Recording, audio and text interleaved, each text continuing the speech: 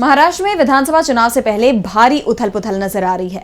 एक तरफ नेता दल बदलने की राह पर हैं, तो अब पार्टी प्रमुख भी पलटी मारते दिखाई दे रहे हैं। जी हां, एनसीपी प्रमुख अजित पवार ने अब अपने ही फैसले से पलटी मारी है। उन्होंने अपने फैसले को गलत बताया है। तो क्या था वो फैसला जिसे लेकर अब अजित पवार को ही हो रहा है पछतावा? जानने के लिए देखिए ये रिपोर्ट। महाराष्ट्र में फिलहाल चुनावी हलचल तेज है। आगामी विधानसभा चुनाव के लिए सभी पार्टियां अपनी रणनीति पर काम कर रही हैं। इस बीच एनसीपी प्रमुख अजित पवार का चौंकाने वाला बयान सामने आया है। अजित पवार ने अपनी गलती मानी है।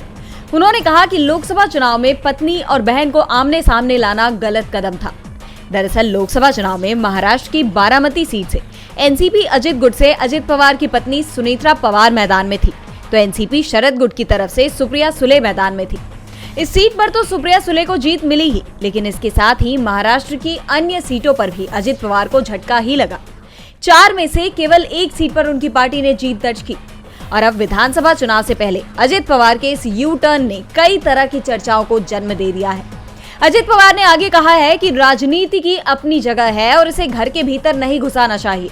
उन्होंने ये भी कहा कि अगर वो रक्षाबंधन के दौरान बारामती में होते हैं तो वो निश्चित रूप से अपनी बहन सुप्रिया सुले से मिलेंगे। ऐसे में सवाल ये उठ रहे हैं कि अचानक से अजित पवार के तेवर शरद पवार के लिए इतने नरम कैसे हो गए? क्या महाराष्ट्र की राजनीति में कोई बड़ा मोड़ आने वाला है? क्या विधानसभा चुनाव से पहले एनसीपी एकजुट हो जाएगी? अगर ये सच हुआ तो चुनाव से पहले ये एनडीए के लिए बड़ा झटका साबित हो सकता है। डीवी लाइव की रिपोर्ट।